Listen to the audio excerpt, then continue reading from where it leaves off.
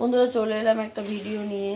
এই যে রান্না চলছে, এই আলু ভাজা হয়ে গেছে, চর্বি এখানে বুঝতেই পারছো তার মানে কি হচ্ছে।